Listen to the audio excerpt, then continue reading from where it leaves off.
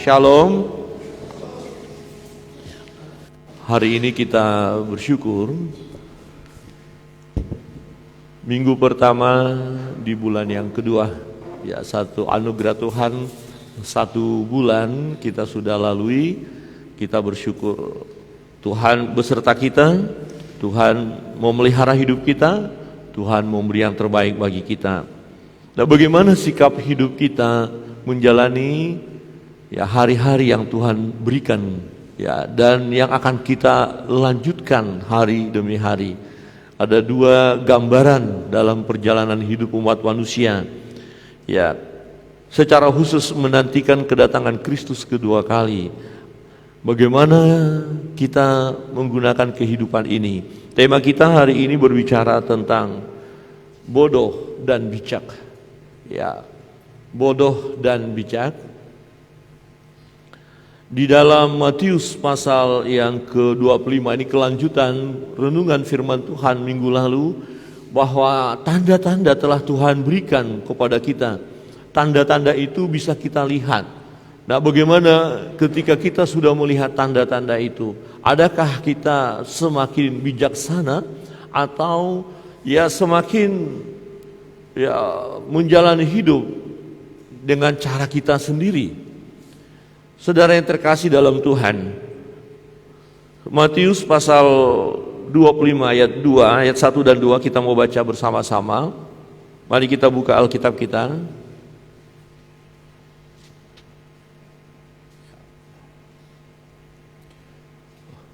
Matius pasal yang ke-25 ayat 1 dan 2. Firman Tuhan berbunyi demikian, kita baca bersama-sama ya, yang bisa buka Alkitabnya sembari LCD disiapkan. 1, 2, 3. Pada waktu itu, hal kerajaan surga seumpama 10 gadis yang mengambil pelitanya dan pergi menyongsong mempelai laki-laki. 5 diantaranya bodoh dan 5 bijaksana. 5 diantaranya bodoh dan 5 bijaksana. Bapak Ibu Saudara yang terkasih dalam Tuhan, firman Tuhan ini menunjukkan keadaan manusia saat ini dalam masa penantian Yesus Kristus yang akan datang kedua kali.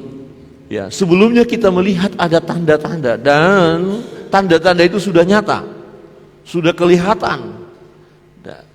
Jadi bukannya manusia tidak tahu tentang peristiwa yang akan terjadi. Ya, tetapi bagaimana cara hidup dari manusia itu, ya, menantikan kedatangan Kristus yang kedua kali. 10 gadis, ya, berada dalam situasi dan kondisi yang sama. Ya, mereka sedang menantikan mempelai laki-laki. Ya, 2 gambaran manusia dalam menghadapi masa yang akan datang sama, tidak ada oh ini lebih hebat, itu lebih luar biasa, tidak. Peristiwanya sama, situasinya sama, penantiannya sama, dan mereka tahu persis bahwa itu akan terjadi. Di ayat 5 berkata, tetapi karena mempelai itu lama tidak datang juga, mengantuklah mereka semua lalu tertidur. Termasuk salah satunya adalah manusia itu sama-sama mengalami kelemahan. Ya, 10 gadis ini lemah. Gambaran kita sebagai umat manusia secara daging kita lemah. Ya, tidak boleh ada di antara kita menyombongkan diri kita, rohani kita, iman kita terlalu hebat. Tidak, semua kita bisa mengalami kejatuhan dalam dosa. Semua kita bisa digoda oleh perbuatan-perbuatan daging. Kita lemah secara daging, mereka lemah. Di dalam masa penantian itu, mereka tertidur. Apakah mereka tahu bahwa mempelai akan datang? Tahu, sama-sama tahu. Ya, sama-sama mengerti keadaan itu.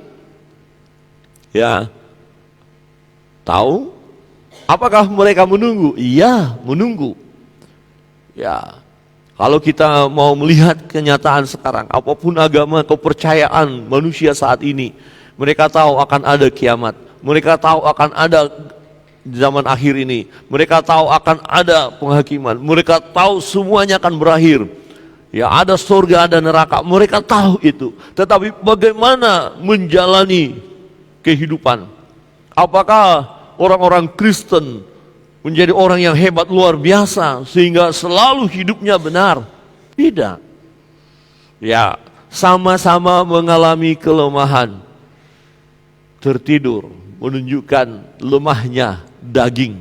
Lemahnya daging. Saudara yang terkasih dalam Tuhan, apa yang terjadi? Situasinya sama, semua akan mengalami. Waktu tengah malam, terdengarlah suara orang berseru, "Mempelai datang, songsonglah dia." Mempelai datang, songsonglah dia. Gadis-gadis itu pun bangun semuanya, lalu membereskan pelita mereka. 10 ini membereskan diri, siap untuk menyongsong mempelai laki-laki itu. Kedatangan mempelai laki-laki, tidak seorang pun yang tahu waktunya. Dan ke-10 itu menantikan. Dan tiba-tiba akan berkata, "Dia datang, songsonglah dia, mempelai laki-laki datang." Semua akan mengalami. Ada yang tahu kapan datang? Jam berapa? Tahun berapa? Tidak ada. Kita baca bersama-sama. Ayat 13. 1, 2, 3. Karena itu berjaga-jagalah, sebab kamu tidak tahu akan hari maupun saatnya. Jadi bijaksananya atau bodohnya manusia yang digambarkan dalam ayat ini. Nah, bagaimana sikap hidup?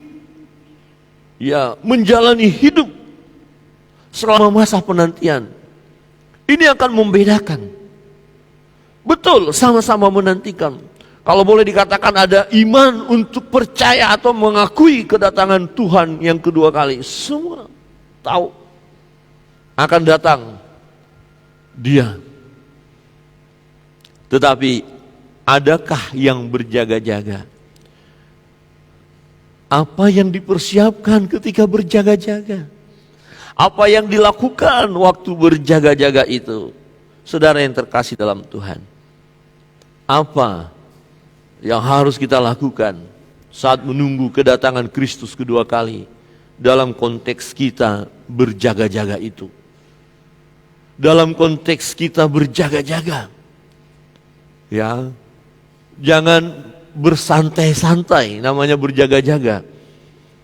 Yang pertama, kebenaran firman Tuhan yang kita harus lakukan adalah kita harus mempersiapkan pelita dan minyaknya. Pelita dan minyaknya.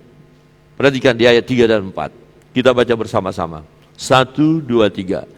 Gadis-gadis yang bodoh itu membawa pelitanya, tetapi tidak membawa minyak. Sedangkan gadis-gadis yang bijaksana itu membawa pelitanya dan juga minyak dalam buli-buli mereka. Ini berbicara tentang persiapan. Sama seperti kita yang sedang bepergian dengan jarak yang jauh. Kalau saudara mengendarai kendaraan motor dan jarak yang akan saudara tempuh cukup jauh, saudara tidak cukup mempersiapkan bahan bakar yang ada di dalam kendaraan saudara. Saudara harus membawa cadangan. Terlebih kita tidak tahu apakah akan ada tempat-tempat yang tersedia untuk cadangan bahan bakar itu. Ya. Apakah ada tersedia? Kadang-kadang kita berpikir pasti tersedia di jalan, tetapi fakta bisa kita ketika berjalan ternyata tidak tersedia tempat-tempat untuk mengisi bahan bakar. Waktu ada kesulitan-kesulitan bahan bakar, ya, saya dan Ibu Pendeta ada acara di Singaraja. Ya, Ibu Pendeta sudah ingatkan, kasih penuh sudah. Saya bilang gampang, di jalan banyak. Gampang, di jalan banyak. Oke, jalan dari sini sampai di Sempidi. Ya, kemudian di kapal ada pengisian bahan bakar. Kita masuk, ternyata ada tulisan habis. Nah lo, semakin turun. Sampai kemudian di Mengui, ada waktu itu dari Bedugul, ada pengisian bahan bakar. Kami masuk, ada tulisan habis. Mendekati Bedugul, ada pengisian bahan bakar. Saya masuk, ternyata ada tulisan habis. Nah lo, selesai. Mau naik lewat Bedugul, mau naik ke gunung itu, bisa turun kita, bisa selesai kita. Bahan bakar semakin menipis, mulai ketar-ketir. Ya, tetapi bersyukur masih ada yang jual minyak eceran. Bawa mobil isi minyak eceran. Salahnya siapa? Bu pendeta senyum-senyum. Makanya dengar suara istri. Bapak-bapak dengar suara istri. Bapak-bapak dengar suara istri. Tapi puji Tuhan, masih bersyukur. Ada beberapa botol, saya bilang udah ambil semua botol, masukin. Nah kemudian kita sampai di Singaraja, mau naik lagi. Dan ada satu pom bensin yang masih, wah itu saya nggak sia-siakan. Masuk, isi pun sudah selesai. Ya, kemudian dari Singaraja satu-satunya, setelah itu harus naik. Dan itu bisa kita lewat gunung ya, tidak ada pengisian bahan bakar. Salahnya siapa? Waktu saya sebelum isi itu terganggu pikiran, terganggu konsentrasi, tidak fokus membawa kendaraan. Ya, yang rugi siapa? Saya. Gadis yang bodoh itu. Kalau begitu Pak Pendeta waktu itu bodoh ya. Ya begitulah.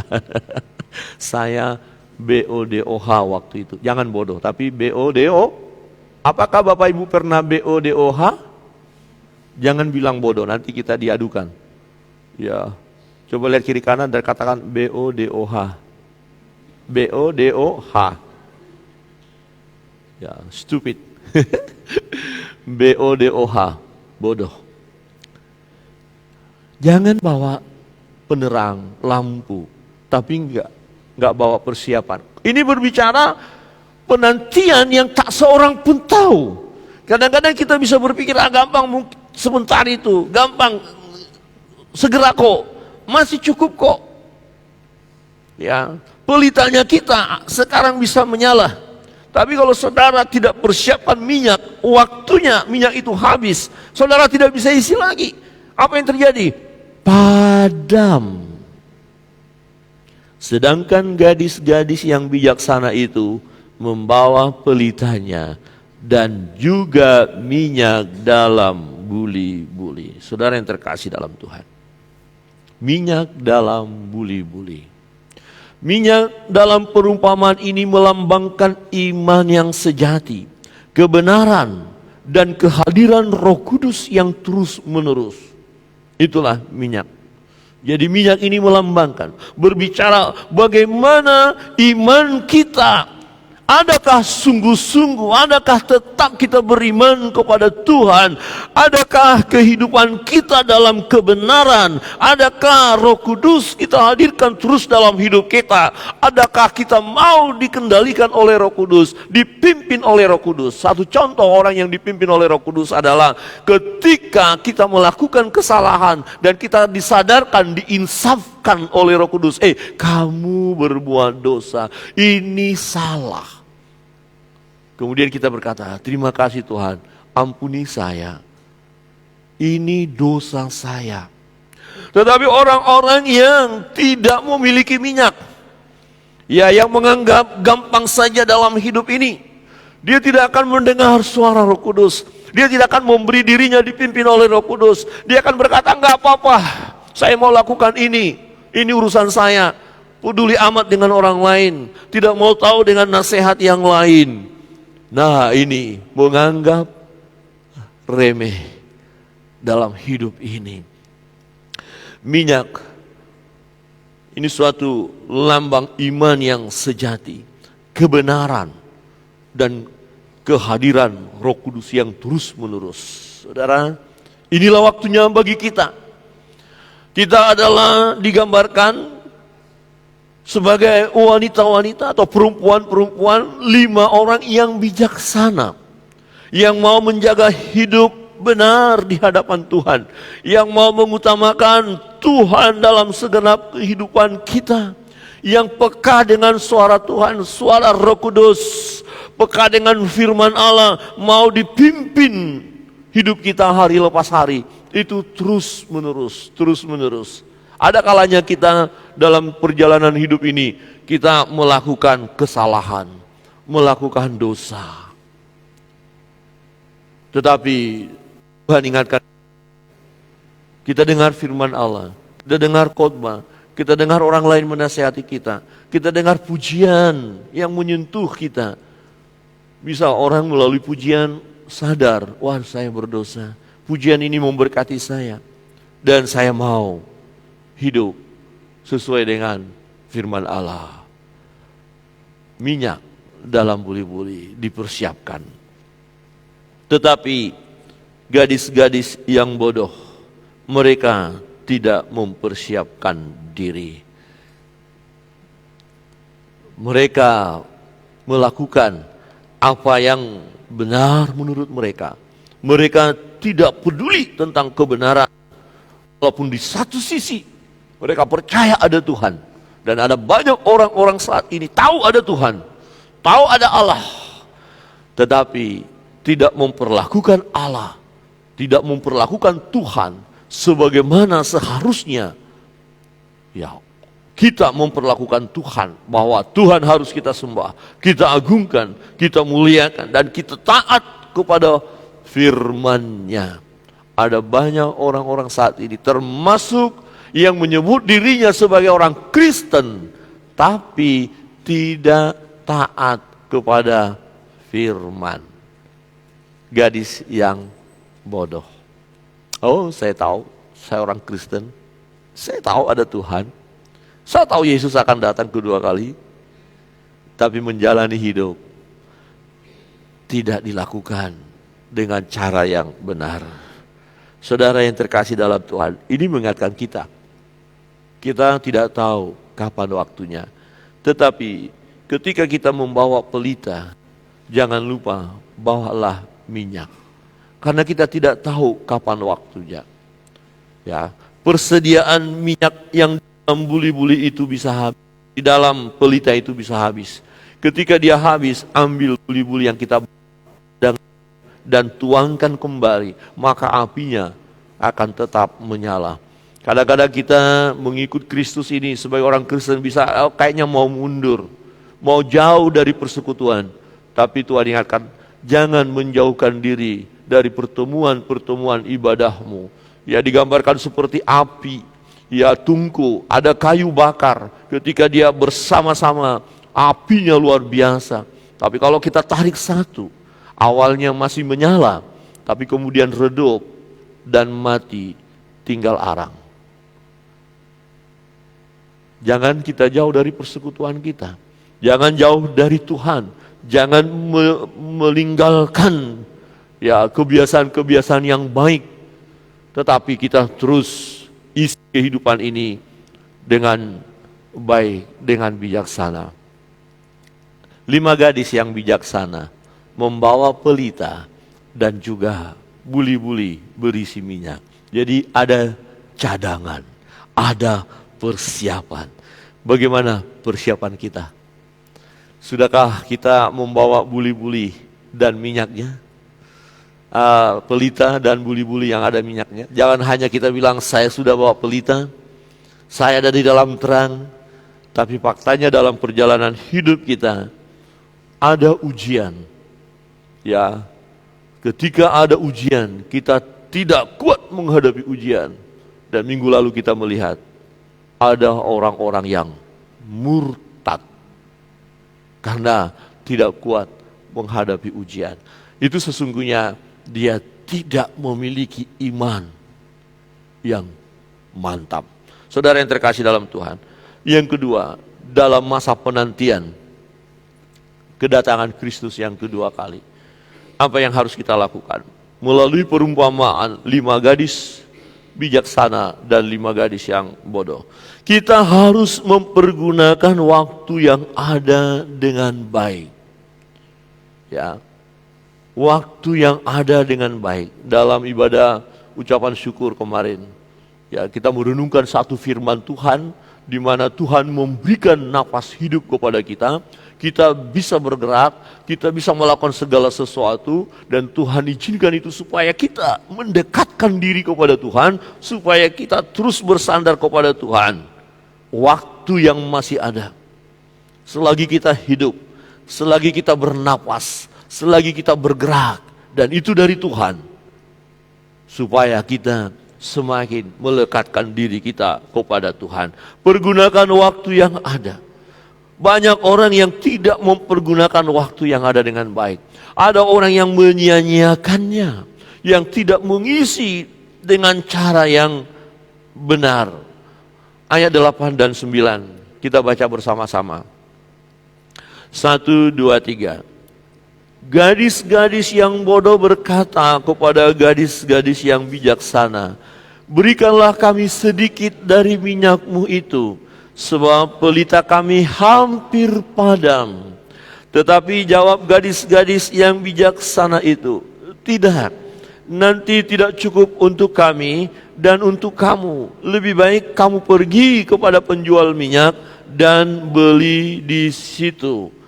Kemudian ayat 10. Ya, 1, 2, 3. Akan tetapi waktu mereka sedang pergi untuk membelinya, datanglah mempelai itu, dan mereka yang telah siap sedia masuk bersama-sama dengan dia ke ruang perjamuan kawin. Lalu pintu ditutup. Kesempatan tertutup. Tidak boleh masuk lagi. Padahal 5 gadis yang bodoh sudah pergi mencari minyak, mau membeli minyak. Tetapi gadis yang bijaksana yang membawa minyak, dan ketika mempelai datang, mempelai berkata, mari masuk. 5 yang bijaksana masuk ke dalam, tetapi 5 orang yang bodoh, baginya pintu tertutup. Ayat 11 kita baca bersama-sama, dan 12. 1, 2, 3. Kemudian datang juga gadis-gadis yang lain itu dan berkata, Tuan, Tuan, bukalah kami pintu.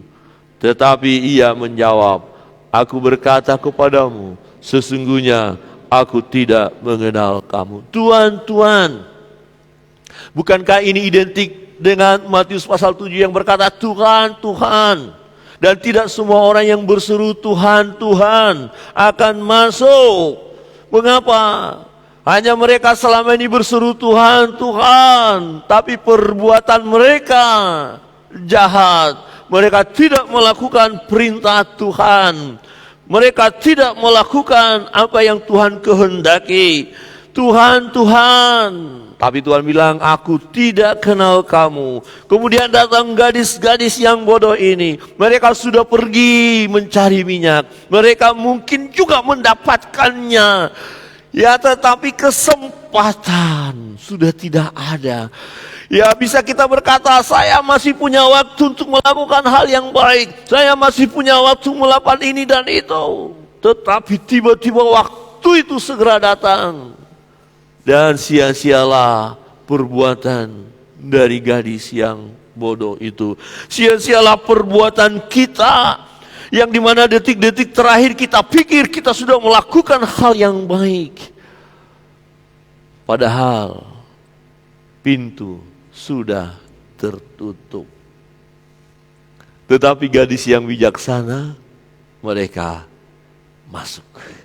Mereka masuk. Saudara yang terkasih dalam Tuhan, jangan sampai terlambat.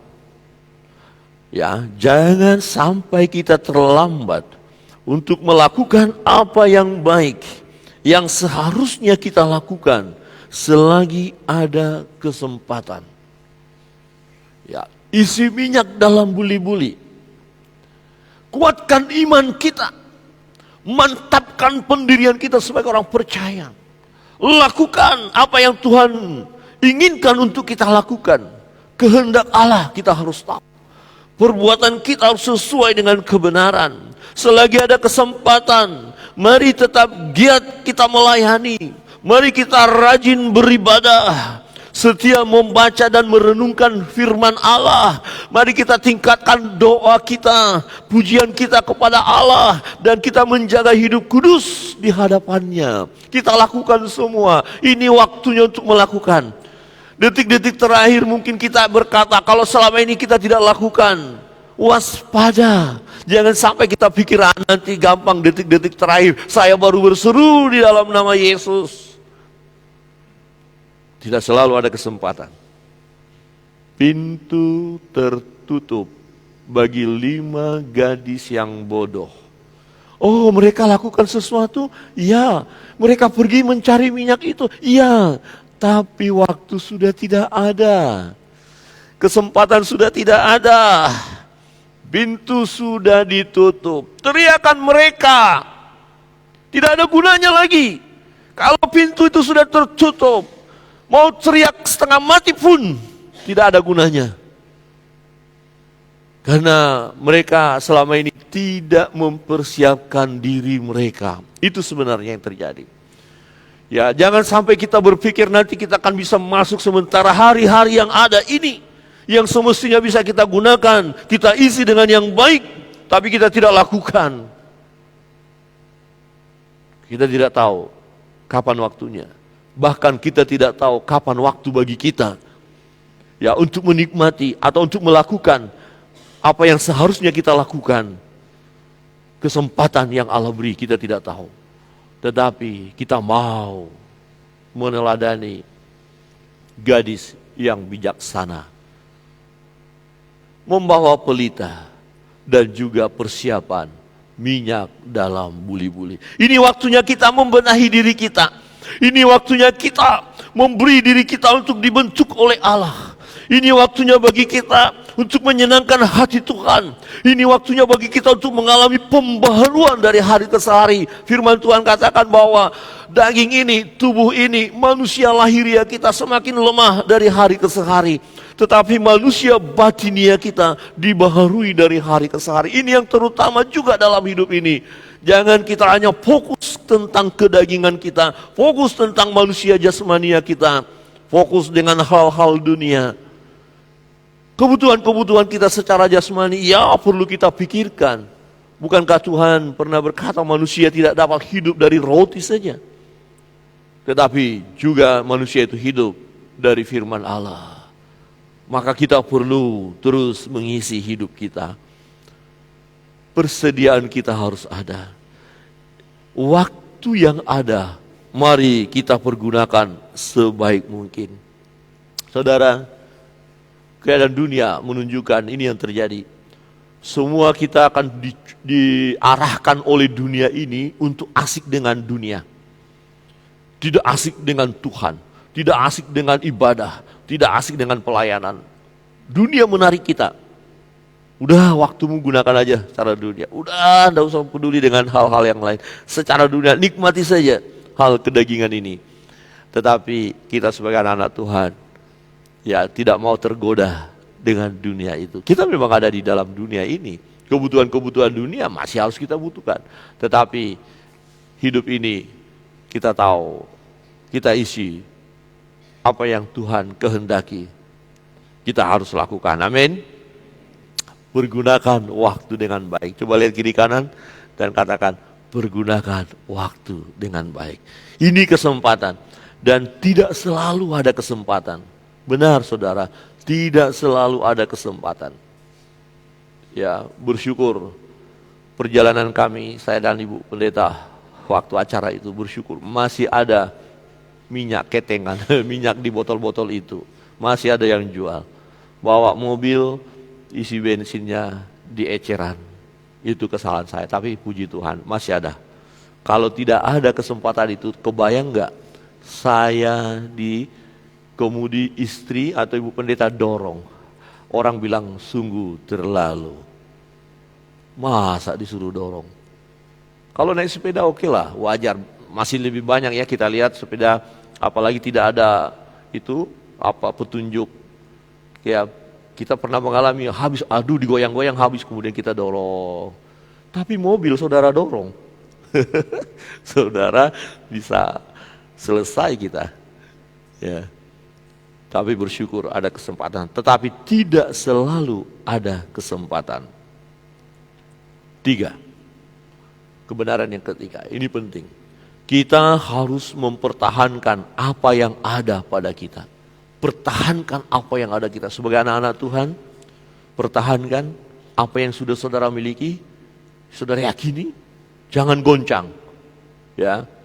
Nah, waktu gadis bijaksana ini tidak mau membagikan minyak mereka, bukan karena mereka pelit.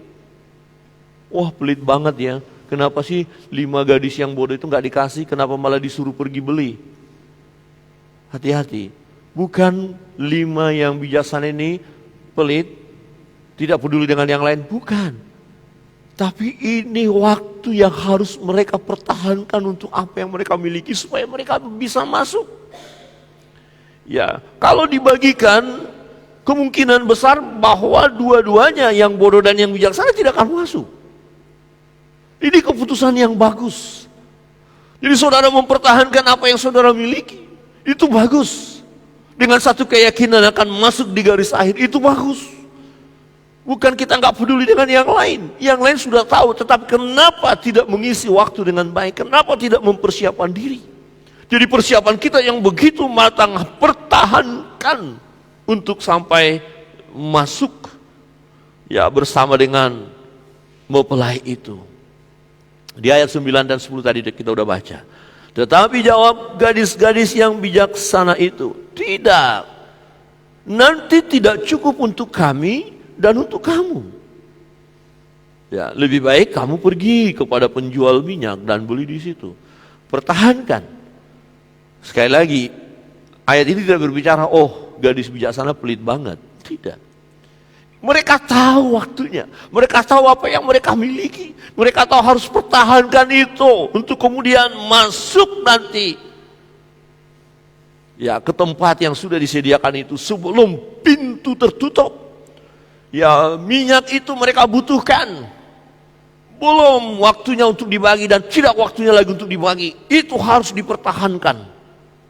Dan betul saudara, ayat 10, akan tetapi waktu mereka sedang pergi untuk membelinya, itu gadis-gadis yang bodoh tadi pergi, datanglah mempelai itu, dan mereka yang telah siap sedia, mereka yang telah siap sedia, mereka yang bijaksana, mereka yang mempertahankan apa yang mereka miliki, mereka mempertahankan iman mereka, mereka mempertahankan hidup kudus di hadapan Allah, mereka mempertahankan hidup dalam kebenaran. Ketika tiba waktunya, mereka masuk bersama-sama dengan dia ke ruang perjamuan kawin.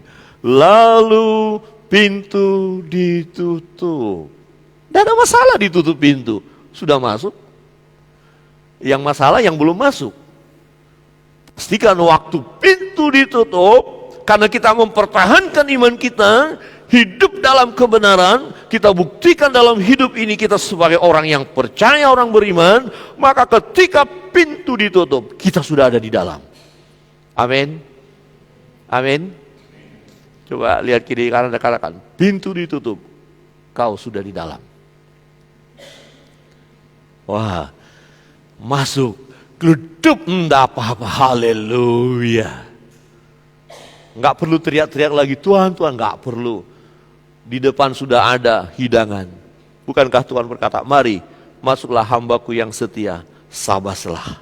Sabas itu nyamanlah, senanglah, bahagialah. Orang-orang yang mempertahankan hidupnya kudus di hadapan Allah, yang mempertahankan imannya, yang tetap setia, bahkan ketika ada tantangan pun dalam hidupnya selama di dunia ini, pada akhirnya ketika dia masuk, semua akan dia nikmati.